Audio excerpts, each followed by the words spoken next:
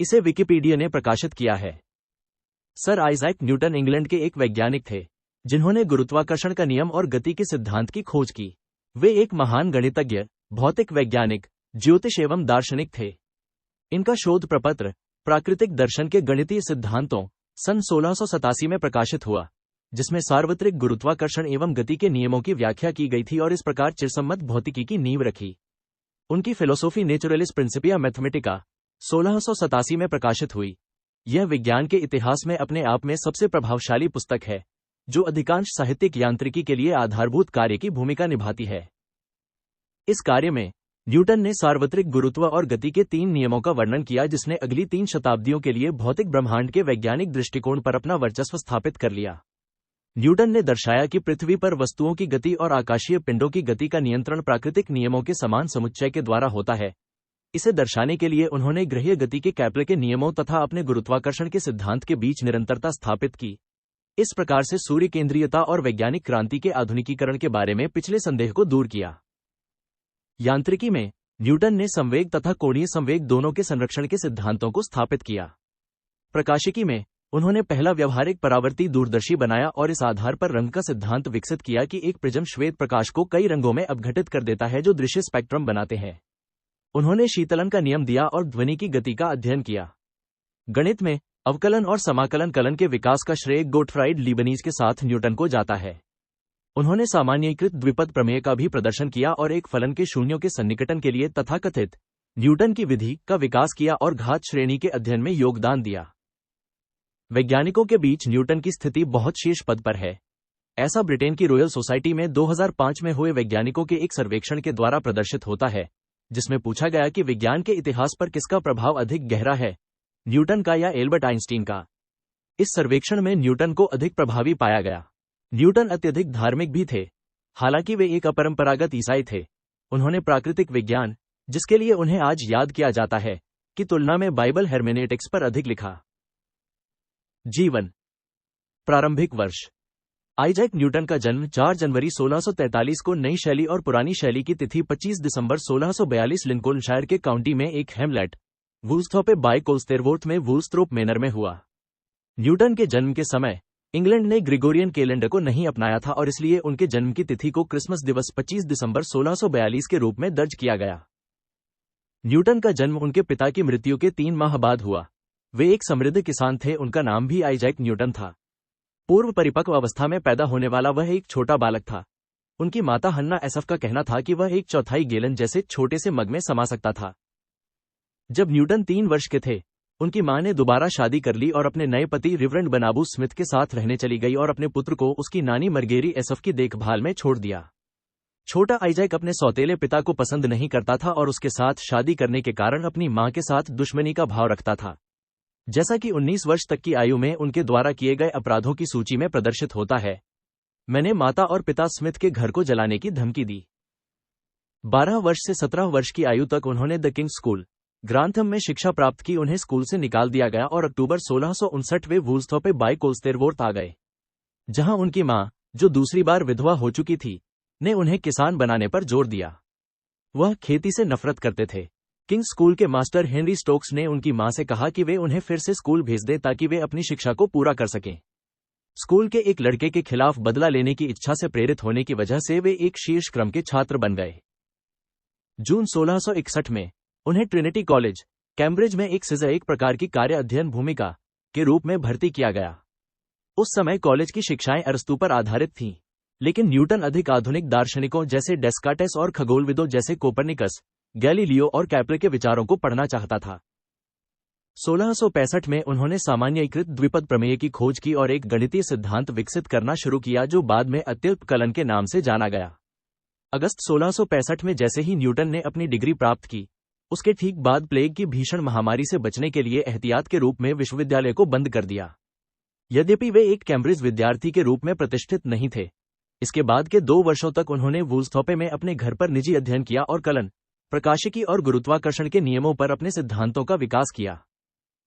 1667 में वह ट्रिनिटी के एक फेलो के रूप में कैम्ब्रिज लौट आए। बीच के वर्ष। अधिकांश आधुनिक इतिहासकारों का मानना है कि न्यूटन और लीबनीज ने अत्यल्प कलन का विकास अपने अपने अद्वितीय संकेतनों का उपयोग करते हुए स्वतंत्र रूप से किया।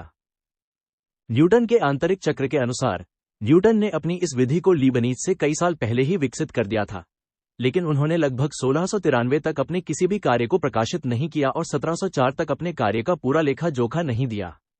इस बीच लीबनीज ने 1684 में अपनी विधियों का पूरा लेखा जोखा प्रकाशित करना शुरू कर दिया। इसके अलावा लीबनीज के संकेतनों तथा अवकलन की विधियों को महाद्वीप पर सार्वत्रिक रूप से अपनाया गया और 1820 के बाद में ब्रिटिश साम्राज्य में भी इसे अपनाया गया। जबकि लीबनीज की पुस्तिकाएं प्रारंभिक अवस्थाओं से परिपक्वता तक विचारों के आधुनिकीकरण को दर्शाती हैं, न्यूटन के ज्ञात नोट्स में केवल अंतिम परिणाम ही है। न्यूटन ने कहा कि वे अपने कलन को प्रकाशित नहीं करना चाहते थे क्योंकि उन्हें डर था वे उपहास का पात्र बन जाएंगे। न्यूटन का स्विस गणितज्ञ निकोलस फतियो डे दुइलिए के साथ बहुत करीबी रिश्ता था, जो प्रारंभ से ही न्यूटन के गुरुत्वाकर्षण के सिद्धांत से बहुत प्रभावित थे। 1691 में दुइलिए ने न्यूटन के फिलोसोफी नेचुरलिस प्रिंसिपिया मैथमेटिका के एक नए संस्करण को तैयार करने की योजना बनाई, लेकिन इसे कभी पूरा नहीं कर पाए। बहरहाल इन दोनों पुरुषों के बीच संबंध 1693 में बदल गया। इस समय दुइलिए ने भी लीबनीज के साथ कई पत्रों का आदान प्रदान किया था। 1699 की शुरुआत में रॉयल सोसाइटी के अन्य सदस्यों ने लीबनीज पर साहित्यिक चोरी के आरोप लगाए और यह विवाद 1711 में पूर्ण रूप से सामने आया। न्यूटन की रॉयल सोसाइटी ने एक अध्ययन द्वारा घोषणा की कि न्यूटन ही सच्चे आविष्कारक थे और लीबनीज ने धोखाधड़ी की थी। यह अध्ययन संदेह के घेरे में आ गया जब बाद पाया गया कि न्यूटन ने खुद लीबनीज पर अध्ययन के निष्कर्ष की टिप्पणी लिखी। इस प्रकार कड़वा न्यूटन बनाम लीबनीज विवाद शुरू हो गया, जो बाद में न्यूटन और लीबनीज दोनों के जीवन में 1716 में लीबनीज की मृत्यु तक जारी रहा। न्यूटन को आमतौर पर सामान्यीकृत द्विपद प्रमेय का श्रेय दिया जाता है, जो किसी भी घात के लिए मान्य है। उन्होंने न्यूटन की सर्वसमीकाओं, न्यूटन की विधि, वर्गीकृत घन समतल वक्र की खोज की, परिमित अंतरों के सिद्धांत में महत्वपूर्ण योगदान दिया। वे पहले व्यक्ति थे जिन्होंने भिन्नात्मक सूचकांक का प्रयोग किया और डायोफेंटाइन समीकरणों के हल को व्युत्पन्न करने के लिए निर्देशांक ज्यामिति का उपयोग किया। उन्होंने लघुगणक के द्वारा हरात्मक श्रेयी के आंशिक योग का सन्निकटन किया, और वे पहले व्यक्ति थे जिन्होंने आत्मविश्वास के साथ घात श्रृंखला का प्रयोग किया और घात श्रृंखला का विलोम किया। उन्हें 1669 में गणित का ल्यूकेसियन प्रोफेसर चुना गया। उन दिनों कैम्ब्रिज या ऑक्सफोर्ड के किसी भी सदस्य को एक निर्दिष्ट अंग्रेजी पुजारी होना आवश्यक था। हालांकि ल्यूकेसियन प्रोफेसर के लिए जरूरी था कि वह चर्च में सक्रिय न हो। न्यूटन ने तर्क दिया कि समन्वय की आवश्यकता से उन्हें मुक्त रखना चाहिए और चार्ल्स द्वितीय, जिसकी अनुमति अनिवार्य थी, ने इस तर्क को स्वीकार किया। इस प्रकार से न्यूटन के धार्मिक विचारों और अंग्रेजी रूढ़िवादियों के बीच संघर्ष टल गया। प्रकाशिकी 1670 से 1672 तक न्यूटन का प्रकाशिकी पर व्याख्यान दिया। इस अवधि के दौरान उन्होंने प्रकाश के अपवर्तन की खोज की। उन्होंने प्रदर्शित किया कि एक प्रिज्म श्वेत प्रकाश को रंगों के एक स्पेक्ट्रम में वियोजित कर देता है और एक लेंस और एक दूसरा प्रिज्म बहुवर्णीय स्पेक्ट्रम को संयोजित करके श्वेत प्रकाश का निर्माण करता है। उन्होंने ये भी दिखाया कि रंगीन प्रकाश को अलग करने और भिन्न वस्तुओं पर चमकाने से रंगीन प्रकाश के गुणों में कोई परिवर्तन नहीं आता है। न्यूटन ने वर्णित किया कि चाहे यह परावर्तित हो या विकिरित हो या संचरित हो, यह समान रंग का बना रहता है। इस प्रकार से उन्होंने देखा कि रंग पहले से रंगीन प्रकाश के साथ वस्तु की अंतर्क्रिया का परिणाम होता है, न कि वस्तुएं खुद रंगों को उत्पन्न करती हैं। यह न्यूटन के रंग सिद्धांत के रूप में जाना जाता है। इस कार्य से उन्होंने निष्कर्ष निकाला कि किसी भी अपवर्ती दूरदर्शी का लेंस प्रकाश के रंगों में विसरण का अनुभव करेगा, और इस अवधारणा को सिद्ध करने के लिए उन्होंने अभिदृश्यक के रूप में एक दर्पण का उपयोग करते हुए एक दूरदर्शी का निर्माण किया ताकि इस समस्या को हल किया जा सके। दरअसल डिजाइन के निर्माण के अनुसार पहला ज्ञात क्रियात्मक परावर्ती दूरदर्शी आज एक न्यूटोनियन दूरबीन के रूप में जाना जाता है। इसमें तकनीक को आकार देना तथा एक उपयुक्त दर्पण पदार्थ की समस्या को हल करना शामिल है। न्यूटन ने अत्यधिक परावर्तक वीक्षक धातु के एक कस्टम संगठन से अपने दर्पण को आधार दिया। इसके लिए उनके दूरदर्शी हेतु प्रकाशिकी की गुणवत्ता की जांच के लिए न्यूटन के छल्लों का प्रयोग किया गया। फरवरी 1669 तक वे रंगीन विपथन के बिना एक उपकरण का उत्पादन करने में सक्षम हो गए। 1671 में रॉयल सोसाइटी ने उन्हें उनके परावर्ती दूरदर्शी को प्रदर्शित करने के लिए कहा। उन लोगों की रुचि ने उन्हें अपनी टिप्पणियों उन कलर के प्रकाशन हेतु प्रोत्साहित किया, जिसे बाद में उन्होंने अपनी ऑप्टिक्स के रूप में विस्तृत कर दिया। जब रॉबर्ट हुक ने न्यूटन के कुछ विचारों की आलोचना की, न्यूटन इतना नाराज हुए कि वे सार्वजनिक बहस से बाहर हो गए। हुक की मृत्यु तक दोनों दुश्मन बने रहे। 27 न्यूटन ने तर्क दिया कि प्रकाश कणों या अतिसूक्ष्म कणों से बना है, जो सघन माध्यम की ओर जाते समय अपवर्तित हो जाते हैं, लेकिन प्रकाश के विवर्तन को स्पष्ट करने के लिए इसे तरंगों के साथ संबंधित करना जरूरी था। बाद में भौतिकविदों ने प्रकाश के विवर्तन के लिए शुद्ध तरंग जैसे स्पष्टीकरण का समर्थन किया। आज की क्वांटम यांत्रिकी, फोटोन और तरंग कण युग्मता के विचार न्यूटन की प्रकाश के बारे में समझ के साथ बहुत कम समानता रखते हैं। 1675 की उनकी प्रकाश की परिकल्पना में न्यूटन ने कणों के बीच बल के स्थानांतरण हेतु ईथर की उपस्थिति को मंजूर किया। ब्रह्म विद्यावादी हेनरी मोर के संपर्क में आने से रसायन विद्या में उनकी रुचि पुनर्जीवित हो गई। उन्होंने ईथर को कणों के बीच आकर्षण और प्रतिकर्षण के वायुरुद्ध विचारों पर आधारित गुप्त बलों से प्रतिस्थापित कर दिया।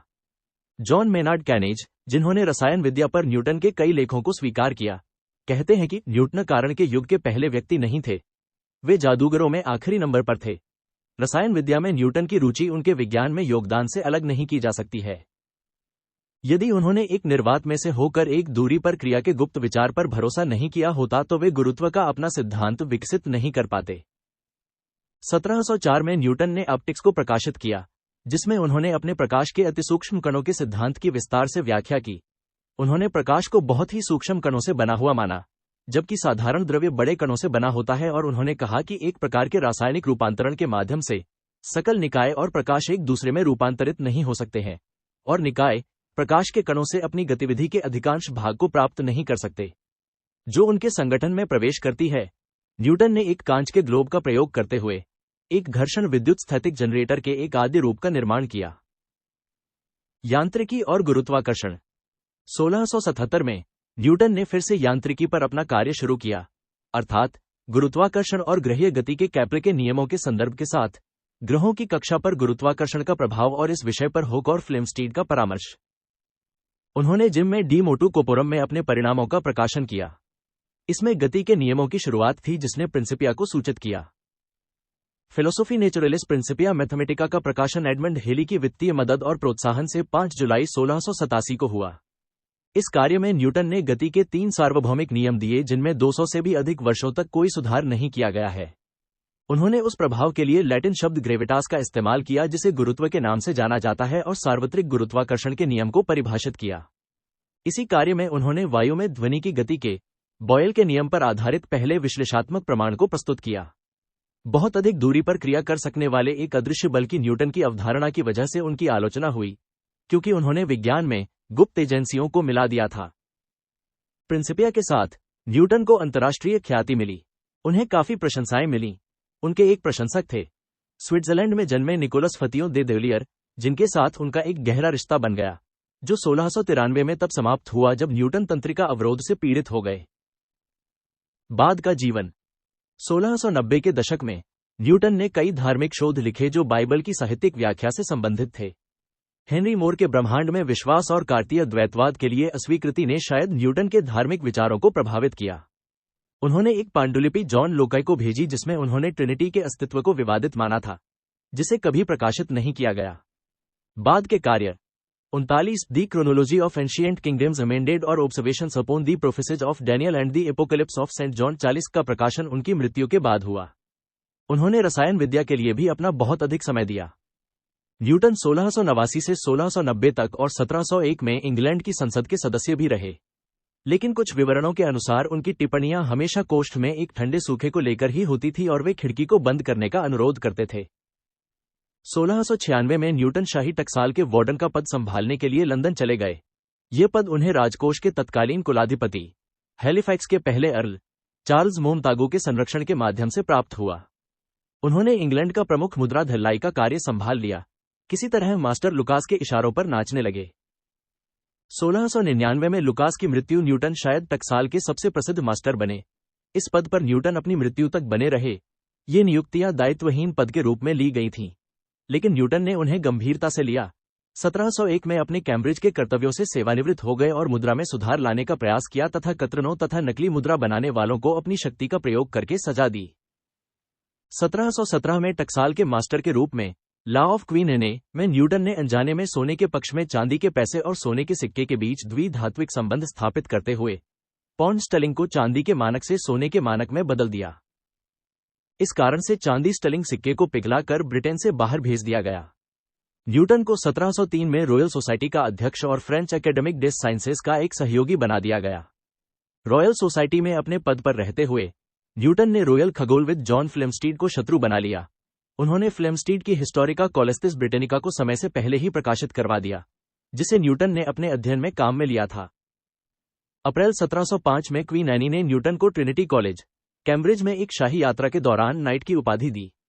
यह नाइट की पदवी न्यूटन को टकसाल के मास्टर के रूप में अपनी सेवाओं के लिए नहीं दी गई थी और न ही उनके वैज्ञानिक कार्य के लिए दी गई थी, बल्कि उन्हें यह उपाधि मई 1705 में संसदीय चुनाव के दौरान उनके राजनीतिक योगदान के लिए दी गई थी।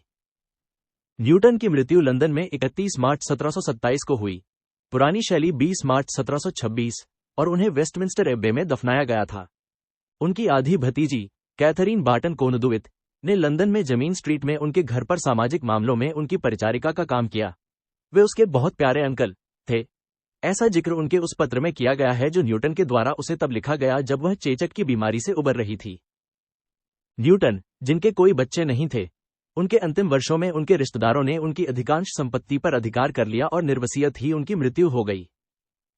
उनकी मृत्यु के बाद न्यूटन के शरीर में भारी मात्रा में पारा पाया गया, जो शायद उनके रासायनिक व्यवसाय का परिणाम था।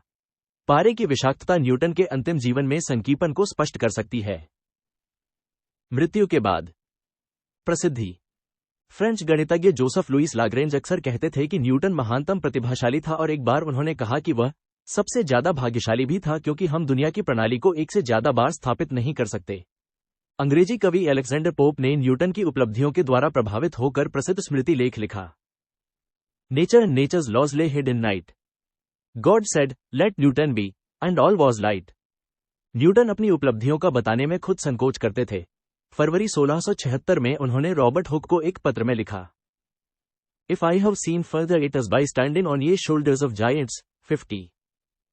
हालांकि आमतौर पर इतिहासकारों का मानना है कि उपर्युक्त पंक्तियां नमटा के साथ कहे गए एक कथन के अलावा 51 या बजाय 52 हुक पर एक हमला थी। उस समय प्रकाशिकीय खोजों को लेकर दोनों के बीच एक विवाद चल रहा था। बाद की व्याख्या उसकी खोजों पर कई अन्य विवादों के साथ भी उपयुक्त है, जैसा कि यह प्रश्न की कलन की खोज किसने की, जैसा कि ऊपर बताया गया है। बाद में एक इतिहास में न्यूटन ने लिखा, मैं नहीं जानता कि मैं दुनिया को किस रूप में दिखाई दूंगा, लेकिन अपने आप के लिए मैं एक ऐसा लड़का हूं जो समुद्र के किनारे पर खेल रहा है और अपने ध्यान को अब और तब में लगा रहा है, एक अधिक चिकना पत्थर या एक अधिक सुंदर खोल ढूंढने की कोशिश कर रहा है। सच्चाई का यह इतना बड़ा समुद्र मेरे सामने अब तक खोजा नहीं गया है। स्मारक। न्यूटन का स्मारक वेस्टमिंस्टर एब्बे में देखा जा सकता है। यह गायक मंडल स्क्रीन के विपरीत गायक मंडल के प्रवेश स्थान के उत्तर में है। इसे मूर्तिकार माइकल रिजब्रेक ने सफेद और धूसर संगमरमर में बनाया है, जिसका डिजाइन वास्तुकार विलियम कैंट द्वारा बनाया गया है। इस स्मारक में न्यूटन की आकृति पत्थर की बनी हुई कब्र के ऊपर टिकी हुई है। उनकी दाहिनी कोहनी उनकी कई महान पुस्तकों पर रखी है और उनका बायां हाथ एक गणितीय डिजाइन से युक्त एक सूची की ओर इशारा कर रहा है। उनके ऊपर एक पिरामिड है और एक खगोलीय ग्लोब राशि चक्र के संकेतों तथा 1680 के धूमकेतु का रास्ता दिखा रहा है। एक राहत पैनल दूरदर्शी और प्रिज्म जैसे उपकरणों का प्रयोग करते हुए पुट्टी का वर्णन कर रहा है। आधार पर दिए गए लेटिन शिलालेख का अनुवाद है। यहां नाइट आइजैक न्यूटन को दफनाया गया, जो दिमागी ताकत से लगभग दिव्य थे। उनके अपने विचित्र गणितीय सिद्धांत हैं। उन्होंने ग्रहों की आकृतियों और पथ का वर्णन किया, धूमकेतु के मार्ग बताए, समुद्र में आने वाले ज्वार का वर्णन किया, प्रकाश की किरणों में असमानताओं को बताया और वो सब कुछ बताया जो किसी अन्य विद्वान ने पहले कल्पना भी नहीं की थी। रंगों के गुणों का वर्णन किया। वे मेहनती, मेधावी और विश्वासयोग्य थे। पुरातनता, पवित्र ग्रंथों और प्रकृति में विश्वास रखते थे। वे अपने दर्शन में अच्छाई और भगवान के पराक्रम की पुष्टि करते हैं और अपने व्यवहार में सुसमाचार की सादगी व्यक्त करते हैं। मानव जाति में ऐसे महान आभूषण उपस्थित रह चुके हैं। वो 25 दिसंबर 1642 को जन्मे और 20 मार्च 1726 को उनकी मृत्यु हो गई। जीएल स्मिथ के द्वारा अनुवाद, the monuments and journal of Saint Paul's cathedral and of Westminster Abbey, ई 703-4। 1978 से 1988 तक हेरी एक्लेस्टन के द्वारा डिजाइन की गई न्यूटन की एक छवि इंग्लैंड के बैंक के द्वारा जारी किए गए D1 पाउंड श्रृंखला के बैंक नोटों पर प्रदर्शित की गई। न्यूटन को नोट के पिछली ओर हाथ में एक पुस्तक पके हुए दर्शाया गया है। साथ ही एक दूरदर्शी, एक प्रिज्म और सौर तंत्र का एक मानचित्र भी है। एक सेब पर खड़ी हुई आइजैक न्यूटन की एक मूर्ति ऑक्सफोर्ड विश्वविद्यालय के प्राकृतिक इतिहास संग्रहालय में देखी जा सकती है। रेफ ग्रेटर दैन 43 कैरेट न्यूटन के चुनाव के लिए रानी की बहुत बड़ी सहायता थी उसे नाइट की उपाधि देना। यह सम्मान उन्हें न तो विज्ञान में योगदान के लिए दिया गया और न ही टकसाल के लिए उनके द्वारा दी गई सेवाओं के लिए दिया गया, बल्कि 1705 में चुनाव में दलीय राजनीति में योगदान के लिए दिया गया। Westfall 1994 P 245। धार्मिक विचार। न्यूटन महान। इतिहासकार स्टीफन डी स्नोबेलिन का न्यूटन के बारे में कहना है कि आइजैक न्यूटन एक विधर्मी थे, लेकिन उन्होंने अपने निजी विश्वास की सार्वजनिक घोषणा कभी नहीं की, जिससे इस रूढ़िवादी को बेहद कट्टरपंथी जो समझा गया। उन्होंने अपने विश्वास को इतनी अच्छी तरह से छुपाया कि आज भी विद्वान उनकी निजी मान्यताओं को जान नहीं पाए हैं। स्नोबेलिन ने निष्कर्ष निकाला कि न्यूटन कम से कम एक सोशनियन सहानुभूति रखते थे, संभवतः एरियन और लगभग निश्चित रूप से एक ट्रिनिटी विरोधी थे, तीन पूर्वजी रूप जो आज यूनिटेरियनवाद कहलाते हैं। उनकी धार्मिक असहिष्णुता के लिए विख्यात एक युग में न्यूटन के कट्टरपंथी विचारों के बारे में कुछ सार्वजनिक अभिव्यक्तियां हैं। सबसे खास है पवित्र आदेशों का पालन करने के लिए उनके द्वारा इनकार किया जाना, और जब वे मरने वाले थे तब उन्हें पवित्र संस्कार लेने के लिए कहा गया और उन्होंने इनकार कर दिया। स्नोबेलिन के द्वारा विवादित एक दृष्टिकोण में टीसी फाइजनमेयर ने तर्क दिया कि न्यूटन ट्रिनिटी के पूर्वी रूवादी दृष्टिकोण को रखते थे, रोमन कैथोलिक, अंग्रेजवाद और अधिकांश प्रोटेस्टेंटों का पश्चिमी दृष्टिकोण नहीं रखते थे। उनके अपने दिन में उन पर एक रोसीक्रूसियन होने का आरोप लगाया गया। यद्यपि गति और गुरुत्वाकर्षण के सार्वत्रिक नियम न्यूटन के सबसे प्रसिद्ध आविष्कार बन गए, उन्हें ब्रह्मांड को देखने के लिए एक मशीन के तौर पर इनका उपयोग करने के खिलाफ चेतावनी दी गई, जैसे महान घड़ी के समान। उन्होंने कहा, गुरुत्व ग्रहों की गति का वर्णन करता है, लेकिन यह नहीं कहा जा सकता कि किसने ग्रहों को इस गति में स्थापित किया। भगवान सब चीजों का नियंत्रण करते हैं और जानते हैं कि क्या है और क्या किया जा सकता है। उनकी वैज्ञानिक प्रसिद्धि उल्लेखनीय है, साथ ही उनका प्रारंभिक चर्च के पादरियों व बाइबल का अध्ययन भी उल्लेखनीय है। न्यूटन ने शाब्दिक आलोचना पर लिखा, सबसे विशेष है an historical account of two notable corruption of scripture. उन्होंने 3 अप्रैल 33 को यीशु मसीह का क्रूसारोपण भी किया, जो एक पारंपरिक रूप से स्वीकृत तारीख के साथ सहमत है। उन्होंने बाइबल के अंदर छुपे हुए संदेशों को खोजने का असफल प्रयास किया। उनके अपने जीवनकाल में न्यूटन ने प्राकृतिक विज्ञान से अधिक धर्म के बारे में लिखा। वह तर्कयुक्त विश्वव्यापी दुनिया में विश्वास करते थे, लेकिन उन्होंने लीबनीज और बरुच स्पिनोजा में निहित हाइगोइज्म को अस्वीकार कर दिया। इस प्रकार आदेशित और गतिशील रूप से सूचित ब्रह्मांड को समझा जा सकता था और इसे एक सक्रिय कारण के द्वारा समझा जाना चाहिए। उनके पत्राचार में न्यूटन ने दावा किया कि प्रिंसिपिया में लिखते समय मैंने एक नज़र ऐसे सिद्धांतों पर रखी ताकि देवता में विश्वास रखते हुए मनुष्य पर विचार किया जा सके। उन्होंने दुनिया की प्रणाली में डिजाइन का प्रमाण देखा। गृहीय प्रणाली में ऐसी अद्भुत एकरूपता को पसंद के प्रभाव की अनुमति दी जानी चाहिए, लेकिन न्यूटन ने जोर दिया कि स्थायित्व की धीमी वृद्धि के कारण दैवी हस्तक्षेप अंत में प्रणाली के सुधार के लिए आवश्यक होगा। इसके लिए लीबनीज ने उन पर निंदा लेख किया। सर्वशक्तिमान ईश्वर समय समय पर अपनी घड़ी को समाप्त करना चाहता है, अन्यथा यह स्थानांतरित करने के लिए बंद कर दिया जाएगा। ऐसा लगता है कि उसके पास इसे एक सतत गति बनाने के लिए पर्याप्त दूरदर्शिता नहीं थी। न्यूटन की स्थिति को उनके अनुयायी शमूएल क्लार्क द्वारा एक प्रसिद्ध पत्राचार के द्वारा सख्ती से बचाने का प्रयास किया गया। धार्मिक विचार पर प्रभाव। न्यूटन और रॉबर्ट बोयल के यांत्रिक दर्शन को बुद्धिजीवी कलमघसीट द्वारा रूढ़िवादियों और उत्साहियों के लिए एक व्यवहार्य विकल्प के रूप में पदोन्नत किया गया और इसे रूढ़िवादी प्रचारकों तथा असंतुष्ट प्रचारकों जैसे लेटिट्यूडिनेरियन के द्वारा हिचकिचाकर स्वीकार किया गया। इस प्रकार विज्ञान की स्पष्टता और सरलता को नास्तिकता के खतरे तथा अंधविश्वासी उत्साह दोनों की भावनात्मक और आध्यात्मिक अतिशयोक्ति का मुकाबला करने के लिए एक रास्ते के रूप में देखा गया। और उसी समय पर अंग्रेजी देवत्व की एक दूसरी लहर ने न्यूटन की खोजों का उपयोग एक प्राकृतिक धर्म की संभावना को प्रदर्शित करने के लिए किया। पूर्व आत्मज्ञान के खिलाफ किए गए हमले, जादुई सोच और ईसाईयत के रहस्यमयी तत्व को ब्रह्मांड के बारे में बोयल की यांत्रिक अवधारणा से नींव मिली। न्यूटन ने गणितीय प्रमाणों के माध्यम से बोयल के विचारों को पूर्ण बनाया और शायद अधिक महत्वपूर्ण रूप से वे उन्हें लोकप्रिय बनाने में बहुत अधिक सफल हुए। न्यूटन ने एक हस्तक्षेप भगवान द्वारा नियंत्रित दुनिया को एक ऐसी दुनिया में बदल डाला जो तर्कसंगत और सार्वभौमिक सिद्धांतों के साथ भगवान के द्वारा कलात्मक रूप से बनाई गई है। ये सिद्धांत सभी लोगों के लिए खोजने हेतु उपलब्ध हैं। ये लोगों को इसी जीवन में अपने उद्देश्यों को फलदायी रूप से पूरा करने की अनुमति देते हैं, अगले जीवन का इंतजार नहीं करते हैं और उन्हें उनकी अपनी तर्कसंगत शक्तियों से पूर्ण बनाते हैं। न्यूटन ने भगवान को मुख्य निर्माता के रूप में देखा, जिसके अस्तित्व को सभी निर्माणों की भव्यता के चेहरे में नकारा नहीं जा सकता है। उनके प्रवक्ता क्लार्क ने लीबनीज के धर्म विज्ञान को अस्वीकृत कर दिया, जिसने भगवान को लॉरेंज डू मैल के उत्तरदायित्व से मुक्त कर दिया।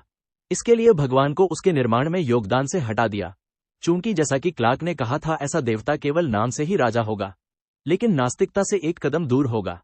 लेकिन अगली सदी में न्यूटन की प्रणाली की सफलता का अनदेखा धर्म विज्ञानी परिणाम लीबनीज के द्वारा बताई गई आस्तिकता की स्थिति को मजबूत बनाएगा। दुनिया के बारे में समझ अब साधारण मानव के कारण के स्तर तक आ गई और मानव, जैसा कि ओडो मर्कवार्ड ने तर्क दिया, बुराई के सुधार और उन्मूलन के लिए उत्तरदायी बन गया। दूसरी ओर लेटिट्यूडिनेरियन और न्यूटोनियन के विचारों के परिणाम बहुत दूरगामी थे। एक धार्मिक गुट यांत्रिक ब्रह्मांड की अवधारणा को समर्पित हो गया, लेकिन इसमें उतना ही उत्साह और रहस्य था कि प्रबुद्धता को नष्ट करने के लिए कठिन संघर्ष किया गया। दुनिया के अंत के बारे में दृष्टिकोण। एक पांडुलिपि जो उन्होंने 1704 में लिखी, जिसमें उन्होंने बाइबल से वैज्ञानिक जानकारी निकालने के अपने प्रयास का वर्णन किया है, उनका अनुमान था कि दुनिया 2060 से पहले समाप्त नहीं होगी।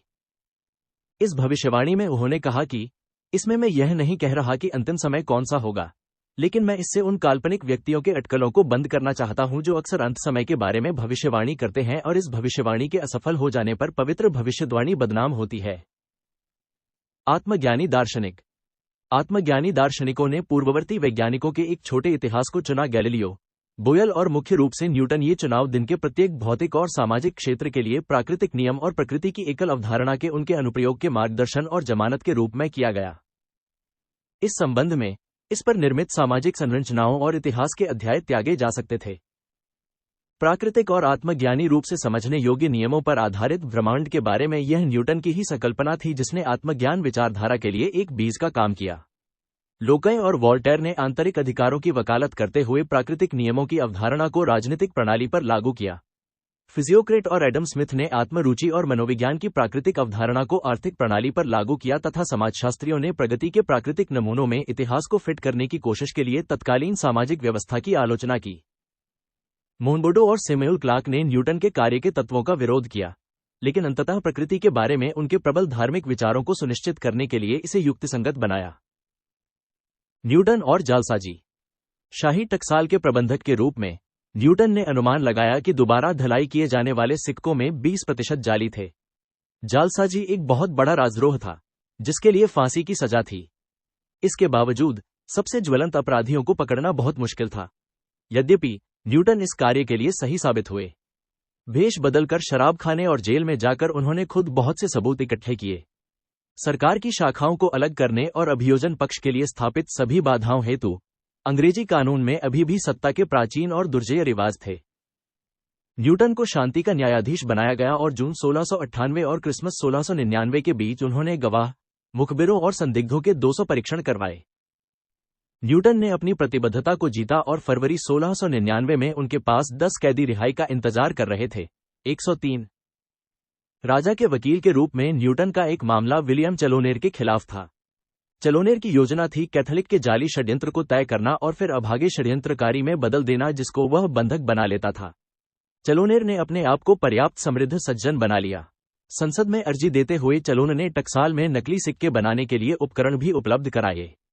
उसने प्रस्ताव दिया कि उसे टकसाल की प्रक्रियाओं का निरीक्षण करने की अनुमति दी जाए ताकि वह इसमें सुधार के लिए कुछ कर सके। उसने संसद में अर्जी दी कि सिक्कों की ढलाई के लिए उसकी योजना को स्वीकार कर लिया जाए ताकि जालसाजी न की जा सके, जबकि उसी समय जाली सिक्के सामने आए। न्यूटन ने चलोनेर पर जालसाजी का परीक्षण किया और सितंबर 1697 में उसे न्यूगेट जेल में भेज दिया। लेकिन चलोनेर के उच्च स्थानों पर मित्र थे, जिन्होंने उसे उसकी रिहाई के लिए मदद की। न्यूटन ने दूसरी बार निर्णायक सबूत के साथ उस पर परीक्षण किया। चलोनेर को उच्च राजद्रोह का दोषी पाया गया था और उसे 23 मार्च 1699 को तिबुन गेलोज में फांसी देकर दफना दिया गया। न्यूटन के गति के नियम। गति के प्रसिद्ध 3 नियम। न्यूटन के पहला नियम के अनुसार एक वस्तु जो स्थिरावस्था में है वह स्थिर ही बनी रहेगी और एक वस्तु जो समान गति की अवस्था में है वह समान गति के साथ उसी दिशा में गति करती रहेगी जब तक उस पर कोई बाहरी बल कार्य नहीं करता है। न्यूटन के दूसरे नियम के अनुसार एक वस्तु पर लगाया गया बल वेग समय के साथ इसके संवेग वेग में परिवर्तन की दर के बराबर होता है। गणितीय रूप में इसे निम्नानुसार व्यक्त किया जा सकता है। चूंकि दूसरा नियम एक स्थिर द्रव्यमान की वस्तु पर लागू होता है, पहला पद लुप्त हो जाता है और त्वरण की परिभाषा का उपयोग करते हुए प्रतिस्थापन के द्वारा समीकरण को संकेतों के रूप में निम्नानुसार लिखा जा सकता है। पहला और दूसरा नियम अरस्तू की भौतिकी को तोड़ने का प्रतिनिधित्व करता है, जिसमें ऐसा माना जाता था कि गति को बनाए रखने के लिए एक बल जरूरी है। वे राज्य में व्यवस्था की गति का एक उद्देश्य है, राज्य बदलने के लिए है कि एक ही शक्ति की जरूरत है। न्यूटन के सम्मान में बल की सी इकाई का नाम न्यूटन रखा गया है। न्यूटन के तीसरे नियम के अनुसार प्रत्येक क्रिया की बराबर और विपरीत प्रतिक्रिया होती है। इसका अर्थ यह है कि जब भी एक वस्तु किसी दूसरी वस्तु पर एक बल लगाती है तब दूसरी वस्तु विपरीत दिशा में पहली वस्तु पर उतना ही बल लगती है। इसका एक सामान्य उदाहरण है, दो आइस स्केट्स एक दूसरे के विपरीत खिसकते हैं तो विपरीत दिशाओं में खिसकने लगते हैं। एक अन्य उदाहरण है बंदूक का पीछे की ओर धक्का महसूस करना, जिसमें बंदूक के द्वारा गोली को दागने के लिए उस पर लगाया गया बल एक बराबर और विपरीत बल बंदूक पर लगाता है जिसे गोली चलाने वाला महसूस करता है। चूंकि प्रश्न में जो वस्तुएं हैं, ऐसा जरूरी नहीं कि उनका द्रव्यमान बराबर हो, इसलिए दोनों वस्तुओं का परिणामी त्वरण अलग हो सकता है। अरस्तू के विपरीत न्यूटन की भौतिकी सार्वत्रिक हो गई है। उदाहरण के लिए दूसरा नियम ग्रहों तथा एक गिरते हुए पत्थर पर भी लागू होता है। दूसरे नियम की सदिश प्रकृति बल की दिशा और वस्तु के संवेग में परिवर्तन के प्रकार के बीच एक ज्यामितीय संबंध स्थापित करती है।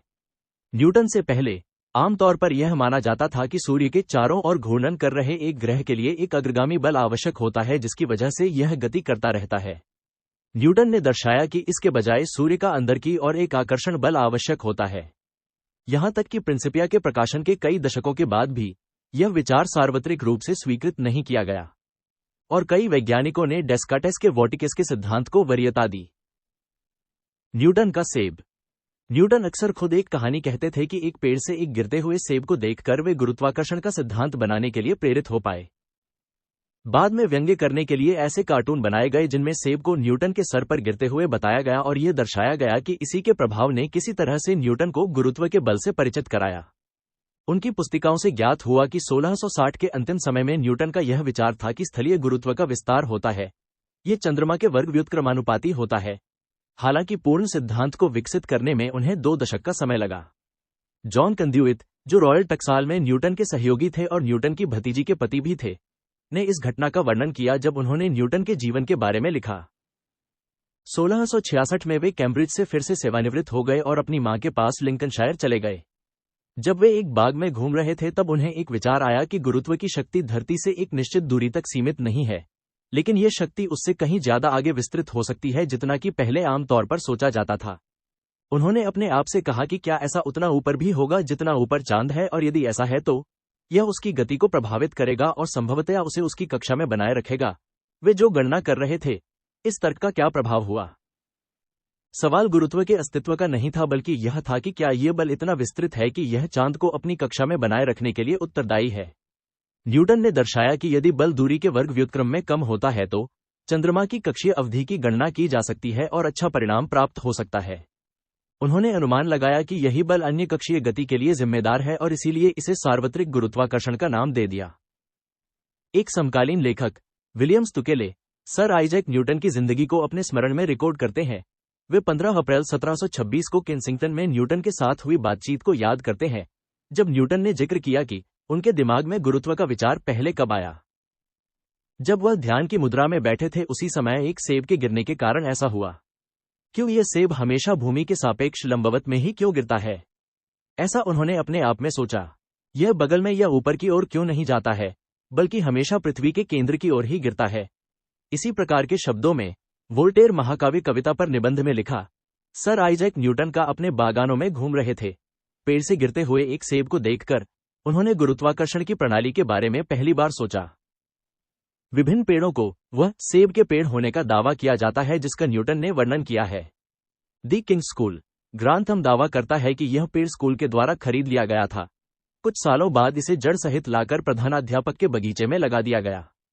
नेशनल ट्रस्ट, जो वुलस्ट्रोप मेनर का मालिक है, का वर्तमान स्टाफ इस पर विवाद करता है और दावा करता है कि वह पेड़ उनके बगीचे में उपस्थित है जिसके बारे में न्यूटन ने बात की।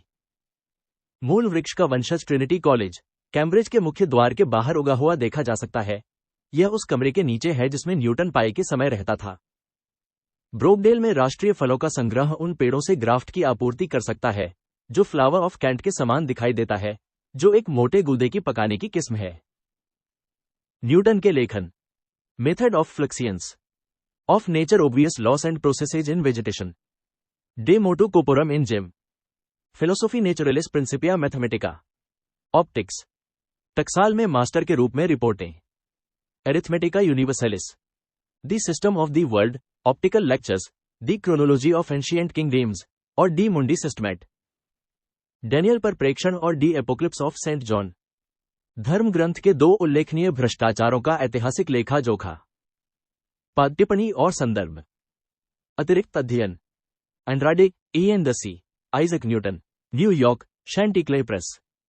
बडी, Jason Sukrat, the calculus was, Newton, लीबनीज और ग्रेटेस्ट मैथमेटिकल क्लेश ऑफ ऑल टाइम।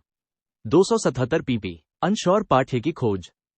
बेकलर, जेव, Newton's physics and the conceptual structure of the scientific revolution. Springer, ISBN 0792310543। बेरलिंस्की, David, Newton, स gift. How sir Isaac Newton unlocked the system of the world. 256 pp। Unsure पाठ्य की खोज। ISBN 0684843927। बकवाल्ड, Z और Cohen, I. Bernard. संस्करण, Isaac Newton की natural philosophy. MIT press, 2001। 354 pp। Unsure पाठ्य की खोज। Cassini, P0, Newton's principle and the philosophers of the enlightenment. Notes and the records of the Royal Society of London. 42 35-52। DOI 10.1098। RSNR 1988.0006। ISSN 0035-9149। Christianson, Gale, Isaac Newton and the scientific revolution. Oxford U press. ISBN 01953070X। Unsure पाठ्य की खोज के लिए यह site देखें। Christianson, Gale, in the presence of the creator, Isaac Newton और his times. New York, free press. ISBN 0029051908। Cohen, I. Bernard और Smith, George. संस्करण, the Cambridge companion to Newton. 500 pp। केवल दार्शनिक मुद्दों पर केंद्रित। अनश्योर पाठ्य की खोज। पूर्ण संस्करण online. Cohen, IB, the Newtonian revolution. Cambridge, Cambridge university press. Craig, John, Newton at the mint, Cambridge, England, Cambridge university press. Dampier, William C. Dampier, M. Readings in the literature of science. New York, Harper और Row. De Villamil, Richard, Newton, the man, London. G.D. Knox, preface by Albert Einstein. Johnson reprint corporation के द्वारा पुनः छपाई, New York. Dobbs, B.J.T. The foundations of Newton's alchemy और the हंटन of the green lion. Cambridge, Cambridge university press. Gjertsen, Derek, the Newton handbook, London, Routledge और Kegan Paul. ISBN 07102-02792। Gleick, James, Isaac Newton, Alfred A Knopf. ISBN 0375422331। Halley, E. Review of Newton's principle, philosophical transactions. 186 291 297। Hart, Michael H. The 100। Carol publishing group. ISBN 08065135000। Paperback. Hawking, Stephen. संस्करण on the shoulders of giants. ISBN 07624134844। Copernicus, Kepler, Galileo और Einstein के चयनित लेखनों के संदर्भ में Newton की Principia से स्थानों का चयन। Herivel, J.W. The background to Newton's principle, a study of Newton's dynamical researches in the year 1664-84। Oxford, Clarendon press. Keynes, John, मई NARD। Essays in biography, W. Norton और को। ISBN 0393-001889X। 148 केयन्स ने Newton में काफी रुचि ली और Newton के कई निजी कागजात पर कब्जा कर लिया। Koyre, A. Newtonian studies, Chicago, university of Chicago press. Newton, Isaac I. Bernard Cohen द्वारा संपादित नेचुरल फिलोसॉफी में पत्र और कागजात, Harvard university press, 1958, 1978। ISBN 06744688538। Newton, Isaac the Principia, एक नया अनुवाद, आई. बर्नार्ड कोहेन के द्वारा निर्देशित। ISBN 0520088174। कैलिफोर्निया विश्वविद्यालय। Pemberton, H. A view of Sir Isaac Newton's philosophy, London, S. Palmer. Shamos, Morris H. Great Experiments in Physics. New York, Henry Horton Company, Inc. Shapley, Harlow, S. Rapport और H. Wright Treasury of Science. Newtonia, pp. 14729. Discoveries, pp. 150-4. Harper and Brothers, New York. Simmons, J. Shunya, The Giant Book of Scientists, The 100 Greatest Minds of All Time. Sydney, The Book Company. Strictly, W. Memoirs of Sir Isaac Newton's Life, London. Taylor and Francis. Westphal, R.S. Force in Newton's Physics. The Science of Dynamics in the 17th Century. London, MacDonald. Newton और धर्म. डोबब्स, बेट्टी जो टैटदी जानूस faces of genius. Newton के विचार में रसायन विद्या की भूमिका. रसायन विद्या को एरियनवाद से संबंधित करता है. बल, जेम्स ही और Richard H. Popcorn, ads. Newton और धर्म. संदर्भ, प्रकृति और प्रभाव. 342 pppp. XVII जोड़ 325. नई खुली पांडुलिपियों का उपयोग करने वाले 13 कागजात. रामाती, अवल. The hidden truth of creation. Newton's method of fluxions. विज्ञान के इतिहास के लिए ब्रिटिश जर्नल 34. 417-438. JSTOR में. तर्क देता है कि उनकी कलन का एक ब्रह्मवैज्ञानिक आधार था. Snobelen, Stephen D. God of Gods and Lord of Lords. Principia के लिए आइजैक न्यूटन के सामान्य टीका का धर्मशास्त्र. ओसिरिस, दूसरी श्रृंखला. खंड 16. pp. JSTOR में 169-208. Snobelen, Stephen D. Isaac Newton, विधर्मिक. The strategies of a Nicodemite. विज्ञान के इतिहास के लिए ब्रिटिश जर्नल 32. 381-419. JSTOR में. फाइजनमेयर, थॉमस सी. क्या आइजैक न्यूटन एक एरियन थे? Journal of the history of ideas, खंड 58, संख्या 1, pp. 5780. JSTOR में. Westphal, Richard S. Never at rest. A biography of Isaac Newton, खंड 2, कैम्ब्रिज यू प्रेस, 1983, 908 pp. प्रमुख विद्वानों की जीवनी अंशौर पाठ्य की खोज. Wales, Morris. आर्केटिपल हर्षे सदियों के दौरान एरियनवाद, 214 pp. 18वीं सदी में अध्याय 4 के साथ इंग्लैंड, pp. 77-93. न्यूटन पर अंशौर पाठ्य की खोज. प्राथमिक स्रोत. Newton, Isaac. The Principia. Mathematical principles of natural philosophy. अमेरिकी कैलिफोर्निया प्रेस के U. 974 pp. Brackenridge, J. Bruce. The key to Newton, sir dynamics. The Kepler problem and the Principia. किताब के सेक्शन 1, 2 और 3 का अंग्रेजी अनुवाद इसमें है. एक न्यूटन, सब mathematical principles of natural philosophy के पहले संस्करण से है. यू ऑफ अमेरिकी California press, 1996-299 pp. Newton, Isaac. The optical papers of Isaac Newton, खंड 1. The optical lectures, 1670-1672. Cambridge U press, 1984, 627 pp. Newton, Isaac. Optics online edition. Newton, I. प्रकाशिकी या परावर्तन, अपवर्तन, परिवर्तन और प्रकाश के रंग के विषय में एक निबंध. न्यूयॉर्क, डोवर प्रकाशन. Newton, I. Sir Isaac Newton की mathematical principles of natural philosophy और his system of the world. TR, M. Motte, Rev. Florian Cajori, Berkeley, California विश्वविद्यालय press. Whiteside, DT. The mathematical papers of Isaac Newton, Cambridge, Cambridge university press, 8 खंड. Newton, Isaac. The correspondence of Isaac Newton, संस्करण, HW Turnbull और अन्य, 7 खंड. Newton, स philosophy of nature. Selections from his writings, HS था के द्वारा संपादित, ऑनलाइन संस्करण. Isaac Newton, sir J. Edleston, Roger Cotes. Sir Isaac Newton और प्रोफेसर कोट्स के पत्राचार, जिसमें अन्य प्रख्यात व्यक्तियों के पत्र शामिल हैं. London, John W. Parker. West Strand, Cambridge, John D. गटन, 1850. Google Books. Maclaurin, C. Sir Isaac Newton की दार्शनिक खोजों का लेखाजोखा, 4 पुस्तकों में. London, A. मिल्लर और J. Norris. Newton, I. Isaac Newton के कागजात और पात्र, नेचुरल फिलोसॉफी पर तथा संबंधित दस्तावेज, संस्करण. IB कोहेन तथा R. E. Schofield, Cambridge, Harvard university Press. Newton, I. Isaac Newton के अप्रकाशित वैज्ञानिक दस्तावेज, विश्वविद्यालय पुस्तकालय, कैम्ब्रिज में पोर्ट्समाउथ संग्रह से चयनित, संस्करण. AR. हॉल और MB. Hall, Cambridge, Cambridge university Press. Newton, I. Isaac Newton का चंद्रमा की गति का सिद्धांत, लंदन, डावसन।